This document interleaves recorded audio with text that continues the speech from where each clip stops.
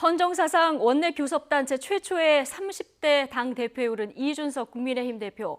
영상에서 보셨듯이 백팩에 자전거를 타고 출근하는 젊은 대표의 모습은 한국 정치 변화 예고의 상징적인 장면이었습니다. 자, 보수 야당에서 촉발된 세대 교체 바람, 정치권에도 신선한 긴장감이 감돌고 있는 모습인데요. 현근택 더불어민주당 전 상근 부대변인 그리고 김병민 국민의힘 전 비대위원 두 분과 오늘 이야기 나눠보겠습니다. 어서 오십시오. 안녕하세요. 안녕하세요. 예, 안녕하십니까.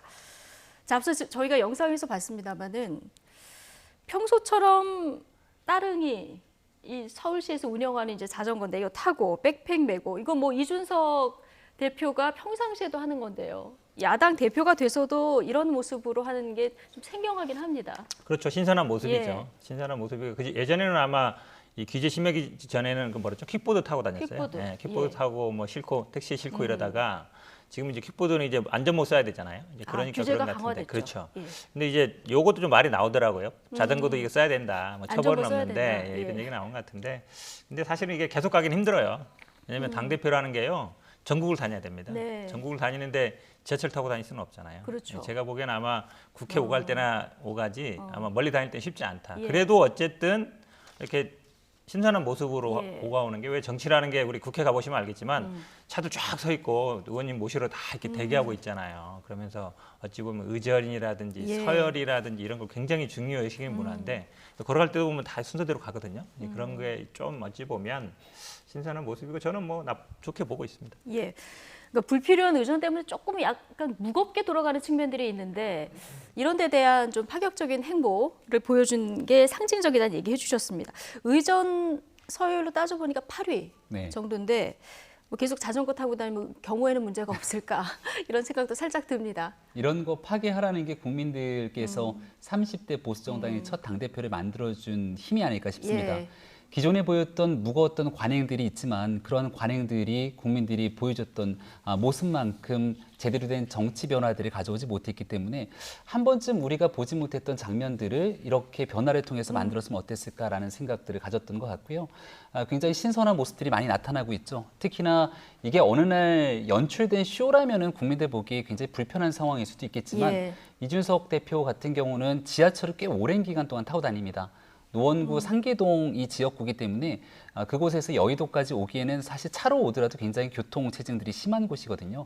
그러니까 지하철을 오랫동안 이용하면서 과거에 얘기했던 킥보드라든지 이제는 따릉이까지 이용하는 이런 편안한 모습들이 나와 멀리 떨어져 있는 정치인이 아니라 우리 주변에서 언제든 볼 수 있는 정치인의 모습으로 각인되기 때문에 조금 전에는 아마 당대표가 되고 나서는 관용차 등을 이용해야 될 일들이 훨씬 많을 거다라고 하지만 지하철을 이준석 대표가 타면서 시민들이랑 자주 마주하는 일들은 언제 어디서건 계속될 거라고 생각을 합니다. 별칭이 철덕이라면서요. 철도 덕후. 철도 덕후 그래서 예. 알겠습니다. 어쨌든 국민들 눈에는 굉장히 신선하고 또 파격적인 행보를 보여주고 있는데요. 이게 실전에서 앞으로 얼마나 실력으로 보여줄지 좀 지켜봐야 될 대목이긴 합니다. 자, 이준석 신임 당대표 오늘 첫 공식 일정으로 대전 국립현충원을 방문했는데요. 어떤 메시지를 내놨는지 듣고 오시겠습니다. 저희가 상처를 많이 받았는데 앞으로는 상처를 더 받지 않았으면 좋겠다라고. 저희가 지금까지 보수 정당으로서 안보에 대해 가지고 언급은 많이 했지만은 정작 이런 보훈 문제나 아니면 여러 사건 사고의 처리에 관해서는 적극적이지 못했던 면도 있습니다. 그래서 그런 부분을 상당히 반성하면서 앞으로 이런 점을 개선하겠다는 의지도 담아서 저희가 대전현충원을 방문하게 되었습니다. 우리가 과거의 아픈 기억들, 예를 들어 5.18이나 이런 것들에 대해서 굉장히 왜곡하는 발언을 하신 분들에 대해서 사회적으로 엄정하게 대응하고 그리고 또 재발 방지를 위해 노력하는 만큼 특히 이런 분단 상황에서의 천안함 그 폭침이나 아니면 이런 서해 교전 그리고 연평도 포격전 등에서 희생된 분들에 대해서도 저희가 왜곡 없이 그리고 또 편향 없이 그분들을 기릴 수 있어야 하는 것이고요. 그런 의미에서 최근에 있었던 해당 부적절한 발언 같은 경우에는 천안함 최원일 함장께서 송영길 민주당 대표께 제명 등의 적극적인 조치를 요구하신 것으로 알고 있습니다. 만약에 저희 당에서도 비슷한 일이 있다면은 엄중한 그런 판단을 할 수 있도록 하겠습니다. 네, 김병민 전 최고위원님. 네. 국립현충원이 아니라 대전현충원을 첫 공식 일정으로 택했습니다. 어떻게 보십니까? 천안함 장병들을 추모하는 모습들을 가지기 위함이었고 시기적으로 봤을 때 전당대회 국면 중 한 방송 출연에서 민주당의 전 부대변인이 천안함에 대한 망언을 쏟아내서 사회적으로 큰 물의를 불러일으킨 바 있습니다. 본인 스스로도 이후에 사과를 했던 일이지만 이를 통해서 천안함 함장이 받게 됐던 모욕의 문제나 생존 장병들이 얻었던 충격들 그리고 유가족들이 가지고 있을 상처들을 고려하게 된다면 조금 전에 이준석 대표가 얘기한 것처럼 이 연평해전 혹은 천안함을 두고 둘러싸였던 그동안 수많은 여러 가지 사실관계와 전혀 다른 일들을 쏟아냈던 사람들도 여전히 존재하고 있습니다. 우리가 과거 자유한국당 시절에 5.18 망언을 둘러싸고 이 정치인들에 대해서 끊임없이 징계를 해야 된다. 그리고 분명하게 재발 방지 대책을 위한 수립이 필요하다고 얘기를 했던 것처럼 5.18에 관련된 문제에 있어서 국민의힘이 훨씬 더 국민들과 함께하는 모습을 보인 만큼 애국의 호국에 관련된 내용들, 특히 천안함에 관련된 여러 가지 가짜 뉴스나 루머들을 퍼다 나르는 행위들에 대해서도 민주당이 보다 적극적인 조치에 나섰으면 좋겠다는 여러 의지들까지도 오늘 있었던 대전현충원을 방문한 내용 속에 같이 다 담겨 있는 것은 아닌가 싶습니다. 예, 오늘 방명록에도 내일을 준비하는 대한민국은 숭고한 희생과 헌신을 잊지 않겠다. 자, 이렇게 썼습니다. 그러면서 그동안 보수가 이제 안보는 많이 강조했는데 보훈에 좀 소홀한 측면이 있다. 네네. 이 부분에 좀 방점을 찍어서 얘기를 했는데 첫 행보 어떻게 보십니까? 저도 뭐 나쁘지 않다고 봅니다. 예. 왜 그러냐면 대부분에 보면 이제 동작동 국립묘지 가서 전직 대통령 묘지 쭉 보고 그냥 그 다음에 어찌 보면 뭐 대전은 잘 안 가는 경향이 있거든요. 그러니까 사실은 동작동과 대전이 뭐 국립묘지로서는 똑같은 위상을 갖고 있어요. 하지만 전직 대통령이 이쪽에 있고 이러다 보니까 항상 논란이 되거든요. 대전에 갈 거냐, 뭐 동작동 갈 거냐 또 문제가 됐었는데 그런 면에서 본다 그러면 실질적으로 뭐 일반 사병이라든지 아니면 희생된 분들이 대전에 있잖아요. 그런 데서 보면은 먼저 찾는 데 이미 있다고 보고요. 아마 이제 본인도 아마 이제 정치를 하면 계속적으로 이 안보라든지 아니면 뭐 국방 문제라든지 이런 부분 많이 나올 수 있는 거예요. 그러니까 본인도 아마 그런 부분 좀 신경 쓸 거다. 그러니까 아까 뭐 철도 덕후라 그랬는데 사실 군 쪽에도 되게 관심이 많아요. 예. 군사 무기나 이런 쪽에도. 본인이 사실은 어찌 보면 군 문제도 방위산업시인가 이런 데 나왔었거든요. 그런데도 불구하고 그런 거 보면 평소에도 이 군이나 안보 문제 이게 어찌 보면 또 2030 특히 20대 남자들의 그런 것도 약간 연결돼 있어요. 그러니까 예. 우리만 희생을 한다 이런 부분도 좀 있는 거거든요. 그런 거 여러 가지 포석을 두고 있다고 보입니다. 예. 자, 이준석 신임 당대표의 행보에 대해서 지금 저희가 짚어보고 있는 상황인데요. 자, 대전 현충원 간 이후에 광주의 철거 건물 붕괴 참사 희생자 합동 분향소가 마련된 광주로 갔습니다. 네. 자, 그런데 보수 정당 대표가 공식 첫날 일정에서 물론 이제 이 철거 이 붕괴 건물 현장에 있긴 합니다만은 광주를 찾은 것도 굉장히 이례적인 일이에요. 네, 지난 김종인 비상대책위원회에서 호남과의 동행을 통해서 5.18 광주 민주화운동을 당의 정강 정책에도 반영하고 또 호남 지역을 중심으로 국민 통합에 나섰던 모습들이 아마 눈에 띄었을 거라고 생각을 합니다. 이준석 신임 당대표도 이랬던 과거 행보들에 이어서 앞으로의 대통령 선거의 과정 그리고 대한민국의 미래를 끌고 가는 과정에서 이런 지역 갈등을 극복하기 위해 최전선에 나서겠다. 본인의 의지를 피력했다 볼 수 있을 것 같고요. 특히 광주에서 국민들이 같이 너무나 마음 아파하는 이런 대형 참사가 발생한 만큼 여기서 지역적인 의미들을 떠나서 이 부분을 가장 먼저 제일 한 걸음에 달려가야 되는 건 매우 당연한 일일 거라고 생각을 하고 이준석 신임 당대표가 당선되고 나서 김종인 전 비상대책위원장에게도 여러 가지 자문을 구했을 때 제일 먼저 가야 되는 곳이 바로 저 광주 현장이다. 이렇게 얘기했다는 후문도 있는 것 같습니다. 그런 조언들까지도 다 같이 고민하면서 당대표의 첫 번째 행보로 광주행을 택했다 이렇게 볼 수 있습니다. 예. 자, 여러 가지 뭐 파격적인 행보를 보이는 이준석 대표. 자, 하나 또 짚어볼 게 이번 전당대회에 쓴 비용이 3천만 원 정도라고 합니다. 네네. 보통 일반적으로 전당대회 한 번 하면 그 후보가 쓰는 비용이 어느 정도가 됩니까? 이게 전당대 비용이 왜 밖으로 완전히 알려지진 않아요. 네. 일반적인 뭐 공직선거법에 적용받을 경우에는 신고를 하게 돼 있는데 그래도 이제 뭐 여의도에서 얘기하는 거 보면 뭐 10억, 15억, 20억 이렇게 얘기 많이 하거든요. 왜냐면 문자 한 번 보내도 몇 천만 원 들거든요. 후보 한 사람당. 그렇죠. 말씀하시는 왜 거예요? 그러냐면 캠프를 예. 이 여의도만 두는 게 아니라 각 지역에도 둡니다. 그리고 상근자들이 있고 또 사람들을 동원해야 되고 체육관을 해야 되고 그러니까요.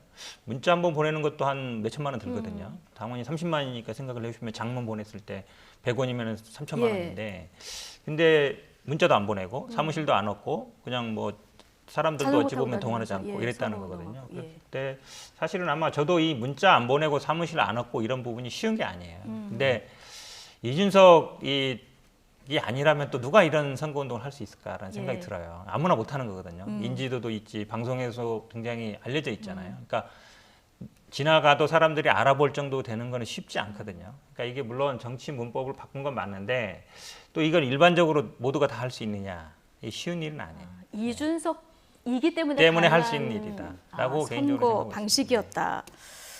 자, 그럼에도 불구하고 굉장히 정치사에 뭐 시사하는 바가 큽니다. 뭐 선거병 너무 많이 드는 거 줄이면 좋은 거 네. 아니겠습니까? 앞으로 조금 이런 선거 문화가 정치권에 좀 변화를 불러올 수 있는 단초가 될까요? 네, 이준석 대표 당선에서 가장 의미 있는 거 하나를 꼽자면 저는 바로 이 부분을 꼽을 수 있지 예. 않을까 싶습니다. 물론 말씀하셨던 것처럼 여러 언론 노출을 통해서 인지도가 높은 게 한 몫을 하기도 했는데 그것보다 훨씬 더 큰 것은 코로나 시국에 치러졌던 비대면 전당대회이기 때문에 그렇기도 하거든요. 현장에서 만약 치러지게 되는 전당대회라면 정말 조직 동원에 대한 과거의 셈법들이 훨씬 더 중요하게 작동될지도 모르겠습니다. 하지만 이 비대면으로 치러지게 되는 전당대회에서는 이 SNS 활동을 하게 된다면 누구든지 그 수천만 원에 달하는 문자 메시지 비용을 보내는 대신에 SNS 공간에서 충분히 많은 사람들이랑 다 소통을 할 수 있고요. 예. 요즘은 방송에 출연하지 않더라도 유튜브 채널을 통해서 또 얼마든지 다른 사람들과 영상을 통해 소통할 수 있는 그런 기법들도 발달이 돼 있습니다. 그런 시대적 변화에 누구보다 발빠르게 캐치를 했고 또 현장에서 본인이 내고 있는 메시지를 언론에 그대로 활용할 수 있는 여러 가지 전략들을 썼기 때문에 마지막 순간에도 문자 메시지를 보내는 걸 고민했다는 것 아니겠습니까? 정말로 수많은 사람들이 문자 메시지가 들어오는데 이준석 당시 후보는 문자 한 통이 안 오더라고요. 예. 그럼에도 불구하고 그렇게 비용을 줄이기 위한 정치 문화를 바꿨다는 노력에 대해서는 어떤 후보를 막론하고 다 같이 깊이 고민할 수 있는 지점이라 앞으로에 있는 많은 선거 문화에서 하나의 발전적인 변화의 틀이 되는 기준이 됐으면 좋겠다는 생각입니다. 그리고 요즘 유권자들이 뭐 문자 받았다고 찍고 별로 뭐 그렇죠. 이러지는 또 않는 이런 문화적인 어떤 변화도 좀 있는 것 같아요. 근데 이런 게 있어요. 그러니까 당내 선거 같은 경우는 당원이 네. 중요하잖아요. 네. 그럼 당원들은 다 받았는데 사실은 보내면 뭐라 그러는데 또 안 보내면 이 사람은 나 왜 이렇게 관심이 없냐 우리한테 이렇게 생각하거든요. 그러니까 보내는 쉽지는 거예요. 예. 그렇죠. 그러니까 마지막까지 고민했다는 거예요. 성의상 한번 보낼까 고민했을 건데 사실은 제가 보기에는 서로 그냥 안 보낸다든지 그냥 한 번만 딱 보낸다. 신사협정 하는 게 훨씬 좋아요. 비율적으로도 그렇고 그렇죠. 어쩌면 예. 문자 공예거든요, 대부분. 문자 공예라고까지 얘기를 해주셨는데 어쨌든 다 같이 안 보내는 거 이것도 한번 생각해 볼 만한 지점이긴 한 것 같습니다. 근데 이준석 후보가 돈이 없어서 안 보낸 건 아니고 지난번에 그 소액 모금을 했는데 상한선은 1억 5천까지 예. 금방 모으지 않았습니까? 자, 이 남은 비용이 한 3천만 원 정도 썼으니까 1억 2천 정도 되는데 이거는 당 비용으로 귀속하거나 아니면 앞으로 이준석 후보가 공약한 토론 배틀 여기에 쓰겠다고 하는데 네. 지금 이 토론 배틀에 지원자 상당히 몰리고 있다 이런 소식도 들리던데 어떻습니까? 지금 토론 배틀을 아직 정확하게 공모를 하지는 않은 거로 알고 있는 예. 상황인데요. 토론 배틀에 많은 관심들이 쏟아지고 있는 것. 관심은 네. 좀 있어 보인다. 그러니까 너도 나도 토론 배틀에 나도 참여하고 싶다라고 하는 얘기들이 이곳저곳에서 나오고 있는 상황인 것 같습니다. 과거에 그 한 예능 방송 중에 그 대학생 토론 배틀이라는 예능 방송에서 이준석 당대표가 활동했던 적도 있고 토론 대첩이라고 하는 프로그램에서 이준석 대표가 토론 대상자로 그리고 학생들이 같이 토론하게 되는 데서 제가 학생들의 토론 선생님으로 나선 적도 있었는데 실제로 같이 참여를 해보면 방송에서뿐만 아니라 많은 젊은 청년들 입장에서 정말 다채로운 재능으로 토론을 잘할 수 있고 그게 현실 정치까지 이어질 수 있는 징검다리가 될 수 있는 요소가 상당합니다. 그래서 정말로 당의 대변인을 뽑게 되는 일들에 얼마나 많은 청년들이 모이게 될지 또 여기서 뽑힌 청년이 국민들의 목소리를 대변해서 앞으로 치러지게 되는 대통령 선거 국면에서의 새로운 가능성들을 보여줄 수 있을지 기대들이 많이 넘치고 있고요. 네. 아마 이준석 신임 당대표 출범하게 되는 국민의힘에서의 큰 변화로서 어떤 새로운 대변인단들이 탄생하게 될지도 국민들이 관심 갖고 지켜볼 것 같습니다. 예. 물론 이제 대변인이니까 말을 잘하는 게 가장 뭐 우선순위가 되긴 하겠습니다만은 토론만 잘한다고 그렇죠. 뭐 이것만 꼭 자격 기준으로 보는 거에 대한 문제, 그리고 또 하나 내년 지방선거에서 당 후보 공천할 때 시험을 보겠다 이렇게 얘기를 네네. 했거든요. 자, 이런 부분에 대해서 긍정적인 시선도 있고요. 이게 너무 경쟁을 부추긴다 이런 시선도 있는 것 같습니다. 어떻게 보십니까? 저는 뭐 꼭 나쁘지 않다고 봐요. 그러니까 좋다고 아마 봅니다. 시험이라는 게 누굴 떨어뜨리는 게 아니라 예를 들어서 뭐 엑셀이라든지 파워포인트라든지 아니면 예를 들어 최소한의 뭐 컴퓨터를 다룰 수 있는 능력이라든지 자료를 보고 분석할 수 있다든지 그거 되게 중요하거든요. 왜냐하면 기본적으로 행정기관을 감시하는 업무거든요. 예. 그런데 그 감시를 하려고 하는데 뭘 볼 줄도 모르고 그냥 비서들이 와서 해주는 것만 한다, 읽기만 한다. 오히려 심지어 이렇게 워드 못하는 분들도 있어요. 예. 그러니까 그런 것들은 저는 충분히 볼 수 있다고 봅니다. 그리고 우리가 뭐 윤리 도덕 문제도 되는데 예를 들어서 뭐 한국사 문제라든지 가능한 거거든요. 물론 이제 그게 얼마나 효력이 있을지 잘 모르겠어요. 지금 아까 말씀처럼 사실은 저도 뭐 대변인이 꼭 토론을 잘해야 된다고 생각하지는 않아요. 그러니까 용어를 선택이라든지 아니면 정치적인 어떤 판단력이 굉장히 중요할 수 있어요, 네. 사실은. 근데 저는 아마 이 토론을 해서 하겠다는 거는 꼭 대변인보다는 제2의 제3의 이준석을 만들겠다. 는 그런 의도도 있다고 봐요. 예. 그러니까 당내 세력이 지금까지 보면 뭐 유승민계 이렇게 돼 있지만 그러니까 이준석 계라고 할 수 있는 사람은 없잖아요. 그러니까 본인이 어쨌든 나중에 정치를 해가면서 함께 할 수 있는 사람들을 좀 육성하겠다. 오히려 저는 그런 측면에서 보면 그 사람들을 단순히 대변인 역할이 아니라 방송 같은데 본인을 대신해서 뭐 출연시킨다든지 이러면서 좀 그런 그러니까 자기만의 어떤 좀 당내에 자기 사람들을 좀 만들지 않겠냐. 개인적으로는 좀 그런 생각도 있다고 예. 봅니다. 내년 6월까지 이 지방선거 공천 관련해서요. 필기, 실기 포함해서 한 3-4번 시험을 보겠다 이런 얘기도 들리던데 당내 뭐 중진 의원들의 반대는 없을까요? 지금까지는 이제 당선되고 나서 며칠 지나지 않는 상태이기 때문에 이준석 신임 당대표가 갖고 있는 그런 기대감들에 대해서 지켜보고 있는 상태인 것 같습니다. 네. 하지만 중요한 것은 당대표 혼자서 모든 당무의 의사결정을 할 수가 없습니다. 여기는 최고위원회가 있기 때문에 최고위원회에서의 의결정족수가 나올 때만이 당의 중요한 의사결정들이 딛고 넘어갈 수가 있거든요. 지금 우리가 이준석 신임 당대표에게 모든 관심들이 쏠리고 있지만 새롭게 선출된 최고위원들도 저마다의 개성들이 굉장히 뚜렷합니다. 그래서 지금 이준석 대표가 추진하려고 하는 토론 배틀부터 이러한 당직에 관한 시험 등까지 넘어야 될 관문들이 상당히 많고요. 처음에 주장했던 내용들 중에서 일부는 실현이 되는 내용이 있을 수도 있지만 일부의 내용에서는 현실의 벽에서 또 일부 조정되는 내용들도 있을 수 있을 거니까 충분하게 시간을 갖고 좀 지켜봐야 된다고 생각합니다. 예. 자, 지금 인선 작업도 속도를 내고 있는데요. 보통 수석 대변이나 비서실장 재선이 맞는 게 관례였었는데 지금 초선인 황보승이 서범수 의원이 내정이 된 상태고요. 반면에 지금 사무총장이라든가 정책위의장 같은 경우는 중진 이름이 많이 거론되는 이런 상황이더라고요. 네, 적절히 좀 조화가 이루어지게 결과가 나올까요? 당내에 있는 안정들을 꾀하기 위해 노력을 할 텐데요. 여기서 이제 자칫 잘못 인설을 하게 되면 과거에 불거졌던 계파 갈등 논란이 또 당내에서 다시 한번 네. 일 수 있기 때문에 상당히 인선에 조심할 수밖에 없는 상황일 겁니다. 황보승 의원 같은 경우는 여성이기도 하고 또 지방의원 출신이기도 하고 초선 의원으로 있으면서 청년의 역할들을 많이 했던 인물이기 때문에 대변인으로 내정을 했던 상황으로 볼 수가 있는 것 같고요. 서범수 의원은 서병수 의원과 친형제여서 네, 또 네. 우리 당내에서는 많은 여러 가지 상황들에 노출돼 있는데 굉장히 개혁적인 인사기도 합니다. 그래서 나이 차를 뛰어넘어서 어찌 보면은 30대 당대표를 보좌하는 일이 과연 쉬울 수 있겠는가 생각을 하겠지만 거기에 적극적으로 동참하는 모습을 보였기 때문에 앞으로 어떤 일들을 끌고 갈지가 관심이 되고요. 제일 중요한 건 당대표 못지않게 당에 관한 거의 당무의 전권을 쥐고 있는 건 사무총장입니다. 따라서 이 사무총장에 대한 지금 중진 얘기가 나오고 있는 이유는 30대 당대표의 파격적인 내용들에 덧붙여서 당의 안정감으로 대통령 선거를 끌고 가야 된다는 그런 중요한 직책이기 때문에 사무총장 얘기가 나오는 상태고요. 과연 어떤 인물이 사무총장으로 내정되는지에 따라서 이준석 후의 순항 여부를 결정질 수 있을 겁니다.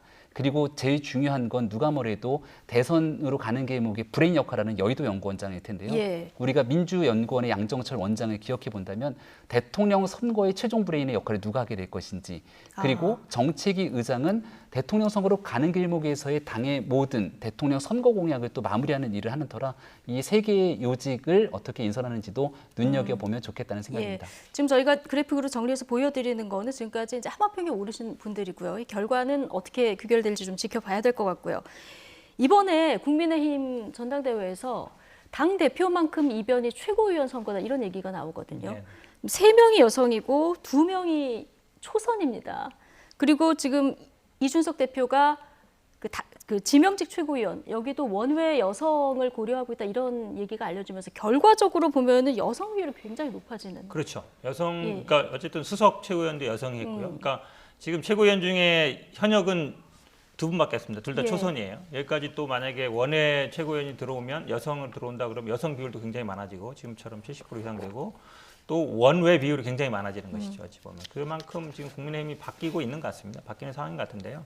앞에 얘기를 좀 하면 저는 사실 이 비서실장 임명한 거 보고 깜짝 놀랐어요. 왜냐면 깜짝 놀랐죠? 비서실장이라는 예. 게 왜냐면 역할이 네. 당대표한테 뭐 보고하고 뭐 전달하는 역할이잖아요. 근데 예. 저는 아마 2가지 포석이 있는 것 같아요. 왜냐면 본인이 예를 들어 중진이나 많은 사람들이 만나려고 하거나 연락을 했을 때 본인이 거절하기 쉽지 않을 거예요. 그러면 사실은 좀 연세가 있거든요. 예. 50대 지금 후반 60 가까이 되잖아요. 그러니까 비서실장이 다 비서실장 통해서 보고가 갑니다. 기본적으로. 예. 비서실장이 일단 통과를 돼야 돼요. 근데 비서실장 대하기가 좀 그래도 좀 그러니까 초선이긴 하지만 나이는 좀 있는 편이거든요. 그런 면에서 본다 그러면 그런 것도 좀 고려했을 것 같고 아까 말씀처럼 뭐 아마 사무총장 이런 분들은 다 좀 중진들 본인이 어쨌든 원내 경험 없다 보니까 그런 거를 좀 어찌 보면 보강하는 그런 측면도 많은 것 같고요. 아마 지금 국민의힘이 여성 비율이 지금 할당으로 안 해더라도 예. 이 부분 아마 이준석 대표가 굉장히 본인 말이 통했다. 그러니까 결국은 공정하게 경쟁하니까 더 많아지지 않았냐 이런 부분인데 네. 저는 뭐 그런 부분도 뭐 나쁘지 않다고 보고 있습니다. 예.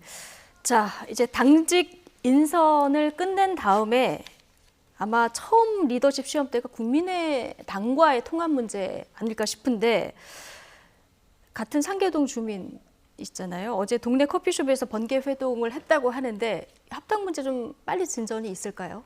합당 문제는 그렇게 쉽게 진전을 이루기는 쉽게 어려울 되지는 않을 것 거라고 같다. 생각을 예. 합니다. 그러니까 전임 주호영 원내대표 시절에도 합당에 관련돼서 모든 것들이 쉽게 이루어질 것처럼 얘기를 했지만 디테일에 들어가 보면 내용은 전혀 그렇지 않았거든요. 안철수 대표 입장에서는 다음번 대통령 선거를 준비하는 또 대통령 후보이기도 할 겁니다. 또 당을 같이 합치게 되는 과정에서는 지분이나 여러 가지 것들을 요구하지는 않는다고 하지만 그럼에도 불구하고 그냥 모든 것들을 다 내려놓고 흡수합당의 길에 나서기에도 안철수 대표는 큰 어려움이 있을 상황이고요. 이준석 대표는 후보 시절부터 얘기했던 것처럼 버스는 정시에 출발할 것이다 얘기했기 때문에 그렇다면 한 2달 정도 되는 기간 안에 모든 것들을 다 정리하고 들어와야만 할 수밖에 없는 상황이죠. 여러 가지로 지금 안철수 대표 입장에서도 예. 조금 골치가 아플 수밖에 없는 상황이지만 급하게 번개 회동을 했던 이유 중에 하나는 안철수 대표의 정치적 캐릭터의 가장 지금까지 모든 것들을 이끌어왔던 건 결국 새정치 아닙니까? 네. 그 새정치에 대한 바람이 지금은 이준석 대표에게 돌아가 있는 겁니다.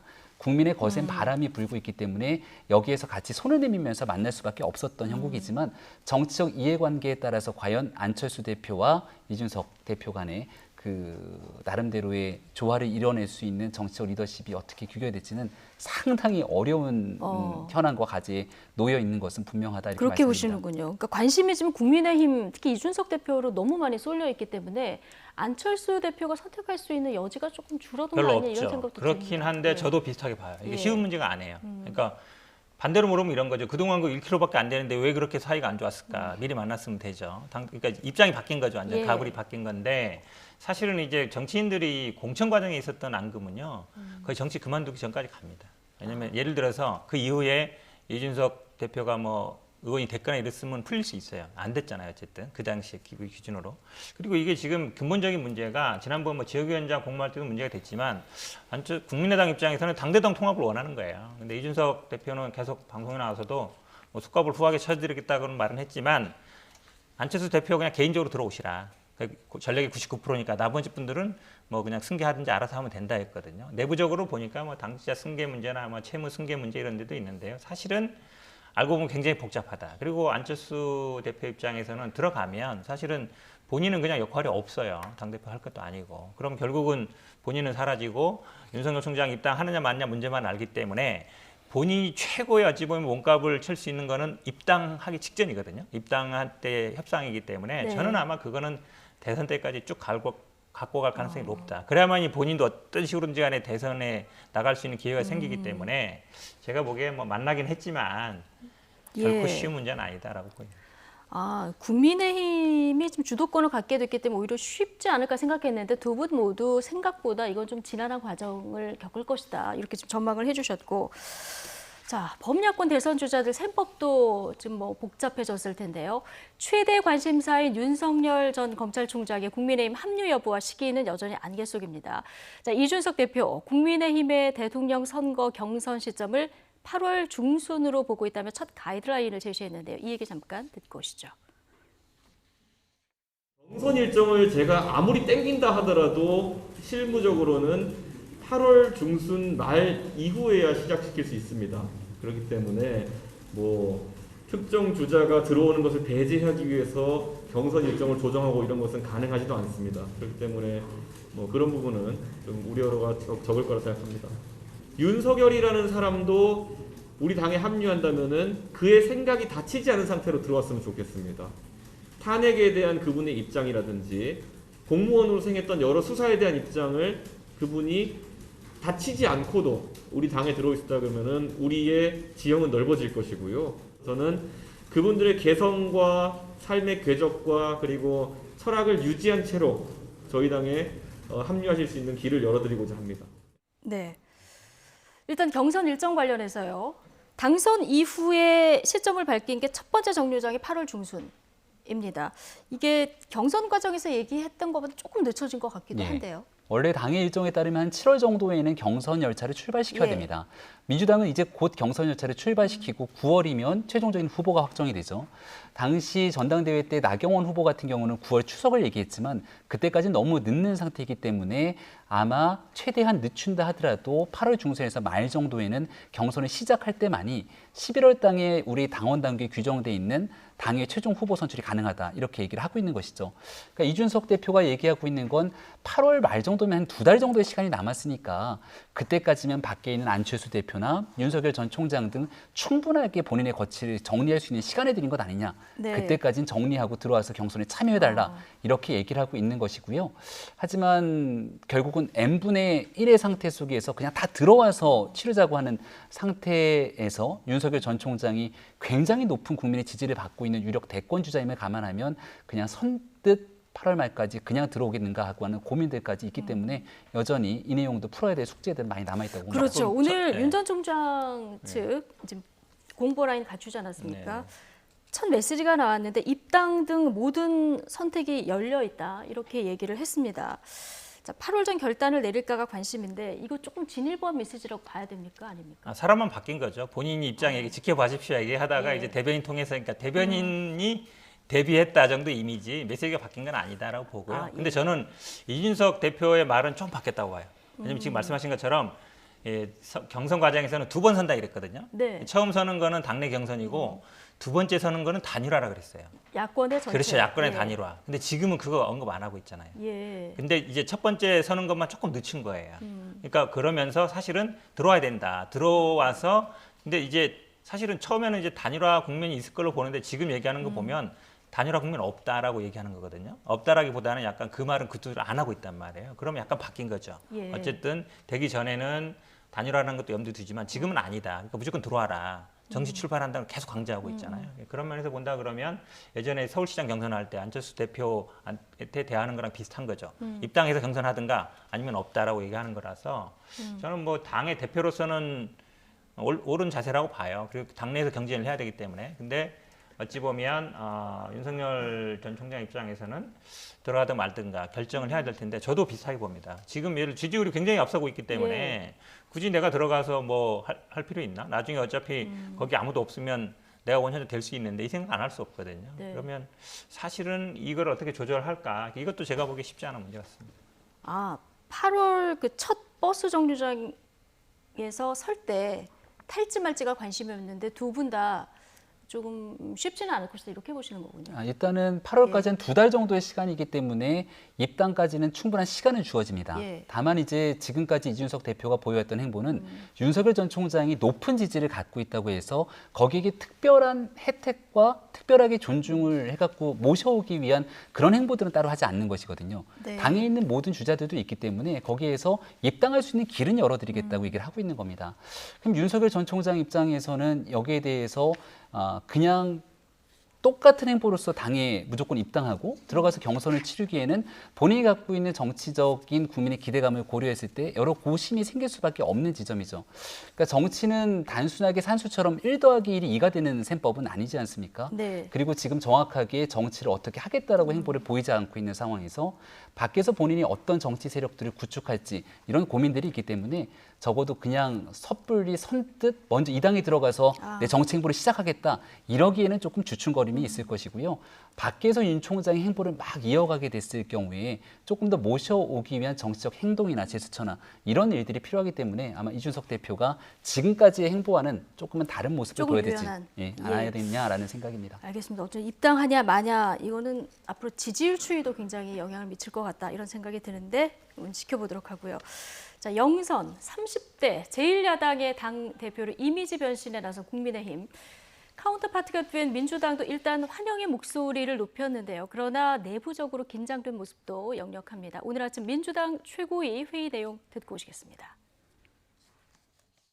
새 지도부 선출을 계기로 국민의힘이 합리적 보수로 거듭나고 우리 정치권도 새롭게 변화되기를 희망합니다. 부산에서 콩이, 대구에서도 콩이 되고 광주에서도 콩이 되는 노무현 대통령님의 그 남겨준 말씀이 실현되는 대한민국을 만들어 봅시다. 이를 위해서 여야정 상설협의체의 조속한 가동에 적극 협력해 주실 것을 이준석 대표께 공식으로 요청합니다. 변화의 열망을 듣고 탄생한 만큼 새로운 정치를 선보일 것으로 기대합니다. 이에 따른 개혁 경쟁은 불가피합니다. 민주당도 질 수 없습니다. 지방선거부터 공천개혁에 나서야 합니다. 지금으로부터 딱 1년 뒤에 지방선거가 있습니다. 저는 지금부터 우리 당이 공천개혁을 준비해야 한다고 생각합니다. 지금 국민의힘은 토론 배틀과 시험평가를 통한 공천개혁을 이야기하고 있습니다. 우리 당도 개혁 경쟁에 나서야 합니다. 사실상 지역위원장이 낙점한 인사가 그대로 추인을 받는 수준입니다. 당원들이 선출직 공직 후보자의 검증 작업에 배심원단으로 참여하는 등 실질적인 선택권을 발휘할 수 있도록 해야 합니다. 예. 자, 송영길 대표가 81학번, 그리고 이준석 대표가 85년생. 예. 물론 뭐 생물학적 나이가 뭐 쇄신을 담보하는 뭐 결정적 기준은 아니겠습니다만은 어쨌든 보여지는 걸로 이런 차이가 있는데 앞으로 어떻게 협치하고 또 경쟁할지 관심인데 오늘 송영길 대표가 지금 들어보셨지만 여야정 상설협의체 가동하자 이렇게 바로 요청을 했고요. 이준석 대표 답이 빠릅니다. 긍정적으로 평가한다. 이른 시일 안에 협의해서 정례화하겠다. 이렇게 답이 바로 나왔거든요. 본인은 SNS를 통해서 본인 스스로 정치하고 다른 사람들의 참모들의 조언들을 받지 않으면서 오랜 기간 동안 본인의 메시지를 내왔습니다. 아마 대표가 되고 난 뒤에도 이러한 문화나 본인 스스로가 체득했던 본인의 이 학습치들이 쉽게 바뀌지는 않을 거거든요. 그렇기 때문에 아마 이렇게 빠르게 메시지를 내고 났을 때 오히려 굉장히 몸집이 큰 집권당 입장에서 고심이 더 클 수밖에 없죠. 그리고 이준석 대표가 그동안 해왔던 정치 행보를 보면 같이 협력할 건 협력하고 비판할 건 비판하는 모습을 갖춰오는 상황이기 때문에 더군다나 여야정 상설협의체 여기에 대해서 얼마든지 같이 하겠다. 영수회담 조건 같은 거 격식 따지지 않고 하겠다. 하지만 그 이면에서 반드시 주장하고 관철해야 될 요구사항들을 함께 제시할 거거든요. 이럴 때 이제 민주당의 고심들이 깊어질 수밖에 없는 거죠. 그러니까 그동안 야당이 여당에서 뭔가 제안을 했을 때 일단 반대.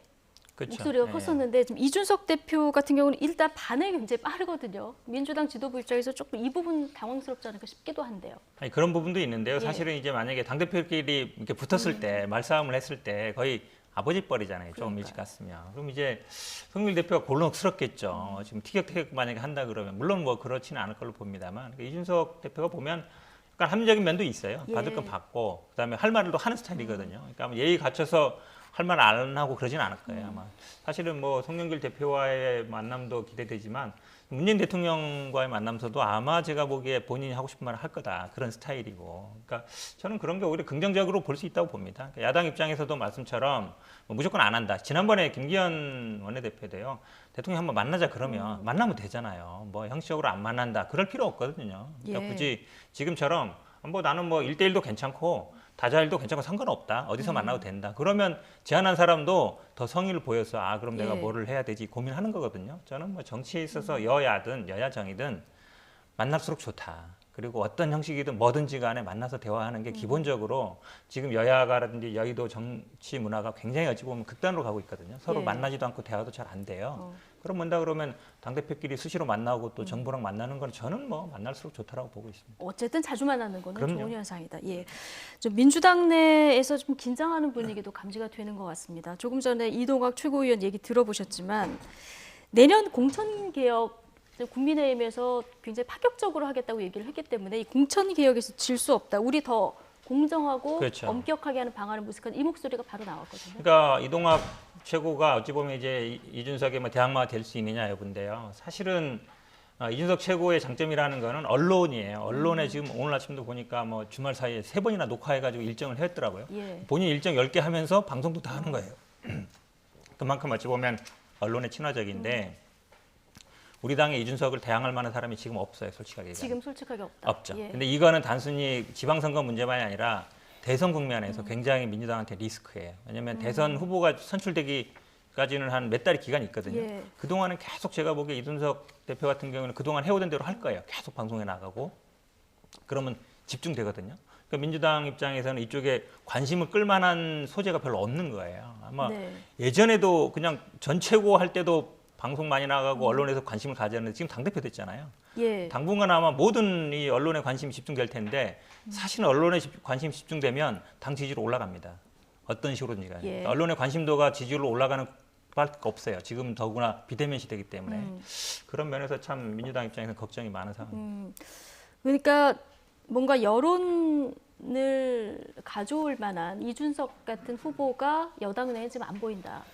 여러 후보들은 있어요. 예. 후보들은 있는데 이게 이준석 대표도 10년 했거든요. 10년 하고 일주일에 그렇죠. 거의 예. 뭐 방송 뭐 15번, 20번씩 하면서 SNS 열심히 하고요. 예. 그동안이 쌓아온 거거든요. 그 정도 지금 대항할 만한 사람이 과연 누가 있을까? 저도 굉장히 고민을 하는데 사실은 쉽게 잘 안 보이고 있습니다. 우리 현근택 대변인 계시잖아요. 저는 뭐 그 정도 안 되고요. 예. 어쨌든 청년 비슷한 또래든 아니면 그 정도에서 나와야 되는 것인데 제가 보기에 이 대선 국면에서 쉽지 않은 싸움으로 가고 있는 것 같아서 걱정이 많습니다. 예. 민주당은 대선 경선 기획단 이제 곧 이번 주 출범합니까? 아직 뭐 정해지는 않은 것 같은데요. 예. 이게 결국은 아마 경선 시기 문제와 좀 관련이 있어요. 예. 그러니까 경선을 만약에 원칙대로 했으면 벌써 출범시켰어야 돼요. 6월 말 정도에 뭐 1차 원래 컷오프를 하기로 했으니까 지금 거의 6월 말 돼가고 있잖아요. 예. 그래서 이게 과연 정상적으로 갔으면 벌써 했어야 되는데 조금 늦어지고 있어서 이 부분도 좀 걱정스럽습니다. 네.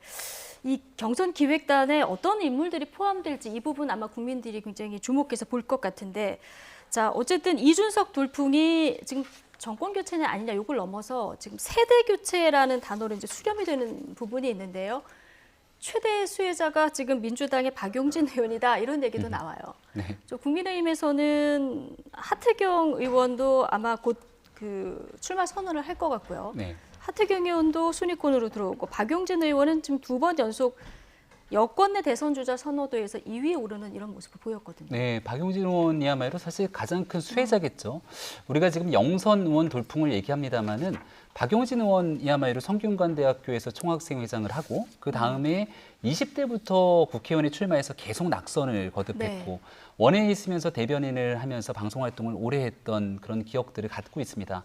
유치원 3법 때문에 국민들에게는 많이 알려졌지만 민주당이 굉장히 어려움에 처했던 상태일 때 특히 조국 전 장관 국면처럼 이때 소신 있는 발언을 쏟아내면서 민주당 주류의 모습과는 다른 길을 예. 걸어갔던 모습이죠.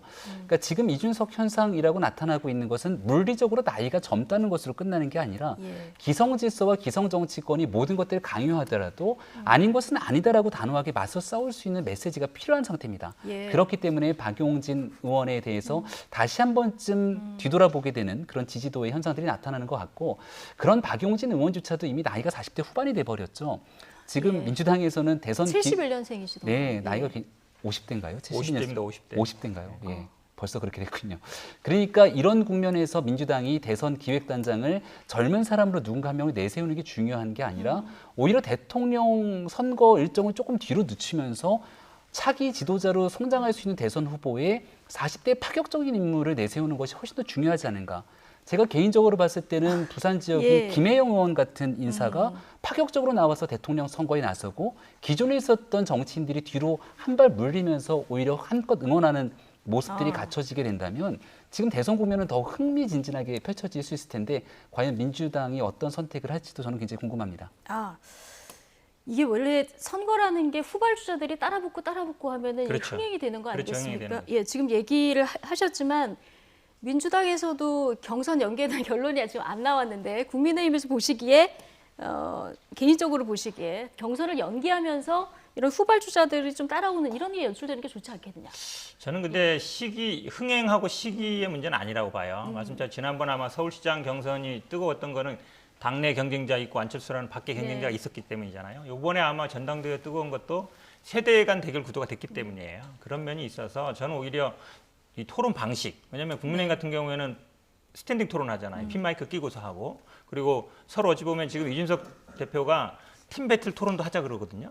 그런 방식들이 오히려 더 낫다라고 봅니다. 왜냐하면 예. 우리 당은 아직도 이렇게 앉아서 토론해요. 원고 보면서 하고 마이크 예. 이렇게 손에 들고서 하고 확 비교가 되는 거예요. 국민들 보기에도. 지난번 그 당대표 그 시청률 차이가 한 3배 이상 났거든요. 그러니까 어찌 보면 그리고 민주당 같은 경우는 토론을 하면은 좀 민감한 질문을 잘 안 해요. 예. 근데 이번에 뭐 전당대회 토론해 보니까 알겠지만 치열하게 싸우잖아요. 그러니까 오히려 방식이라든지 형식이라든지 아니면 이런 것만 해도 충분히 할 수 있다. 저는 아마 박용진 의원 같은 경우도 그렇게 토론 기회가 주어지면 아마 더 치고 올라갈 가능성이 있다고 보고 있습니다. 예, 알겠습니다. 어쨌든 정치권에 지금 신선한 긴장감이 좀 돌고 있고요. 경쟁 구도에서 더 생산적이고 발전적인 어떤 정치 문화 모습이 좀 펼쳐졌으면 좋겠다 이런 생각 듭니다.